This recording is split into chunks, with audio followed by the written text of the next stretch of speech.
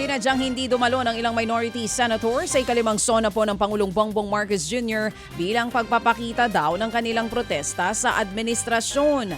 Kabilang po sa mga nang boycott sa sona ang magkapatid na senator sa sina Alan Peter at Pia Cayetano, Presidential Sister Amy Marcos at maging si Senator Bongo, Robin Padilla at si Loren Legarda. Halos lahat po sila ay nakasuot ng itim o may touch of black sa pagbubukas ng sesyon ng Senado kahapon po yan ng umaga. Ayon kay Senate Minority Leader Cayetano, paraan daw nila ito ng pagprotesta laban sa administrasyon. Sa social media post ni Amy, inihelin tulad niya po ang kanyang damit sa kalagayan daw ng bansa. Anya, gawa daw ito sa retaso, gutay-gutay, hiwa-hiwa at tira-tira. Masama ang loob namin dahil pinagkukulong, kinakasuhan ang minority. Yun lang, parang di ko kaya eh. You're also Masama ang loob ko dyan eh. Well, I think marami sa amin di pupunta. Pero last year di na rin ako pumunta talaga. Simple way of protesting pati sa pagblablak. But I really believe that our democracy is in danger and talagang pag nagsalita ka, target ka bigla. Yan nga po ang tinig ni Senator Alan Peter Cayetano at ni Senadora Amy Marcos. Samantala, ibinida po ng Pangulong Bongbong Marcos Jr. ang naging tugon ng gobyerno sa gera sa Middle East. Iniulat po ng Pangulong Marcos ang pagpapauwi sa higit 12,000 Pilipino mula po sa iba't ibang bansa sa gitnang silangan.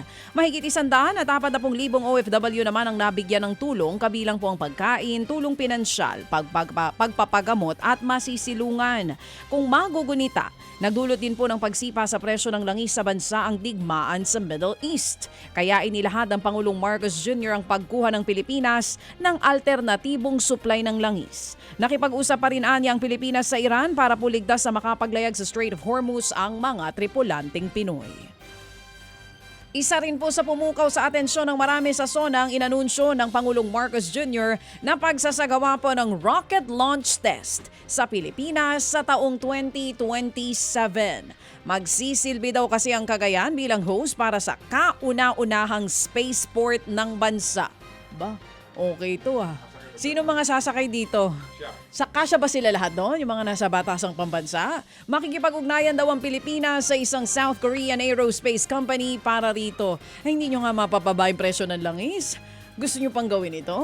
O ito pa sa iba pang balita mga kapatid, naniniwala po si UP National Institute of Physics Professor Dr. Giovanni Tapang na false promise na development po ang kontrobersyal na PAC Silica Project na balak itayo sa New Clark City at isa po sa mga ibinida ng Pangulong Marcos sa kanyang SONA kahapon. Ayon kay Professor Tapang, mukha lang maganda ang proyekto pero malaki daw ang kakibat nitong pinsala sa ating kalikasan. Bahagi daw ito ng inisyatibo ng Amerika na magtayo ng data processing centers at mineral processing centers para ipangtapat sa China. Ang problema, hindi daw isinasa publiko ng gobyerno kung anong mga planta ang ilalagay sa PAC Silica. Isa sa pangamba po ng mga siyentista, ang posibleng peligrosong pagproseso ng mineral ore sa loob po yan ng PAC Silica na gagamitan ng mga kemikal na peligroso rin sa kalikasan at walang detalye kung paano po ang magiging pagtatapon nito.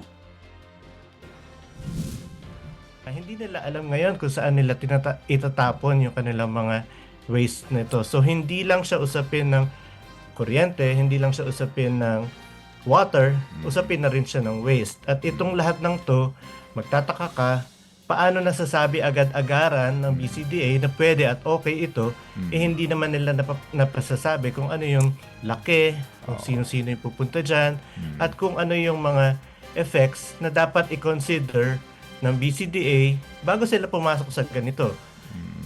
Kaya napakalaki ng concern na inaabot namin dahil parang go na go si BCDA pero hindi natin alam kung ano ba yung gino-go nila. Hindi natin alam kung ano ba yung gino-go nila. Sinubukan po namin muling kuhanin ang panig po ng BCDA ukol po sa issue na ito pero wala pa po silang tugon para po sa isang panayam. Yan po ang tinig ni UP National Institute of Physics, Professor Dr. Giovanni. Mga kapatid, patuloy po kayong tumutok sa 105.9 True FM para sa totoong balita, impormasyon, music and entertainment. Mag-subscribe sa aming YouTube channel at podcast at sundan nyo kami sa Facebook, Instagram, X at TikTok sa True Network PH. Bisitahin din po ang aming official website, truefm.ph. At panoorin din kami sa True TV Signal, Channel 19. Kami po ang 105.9 True FM. Laging true sa'yo, kapatid.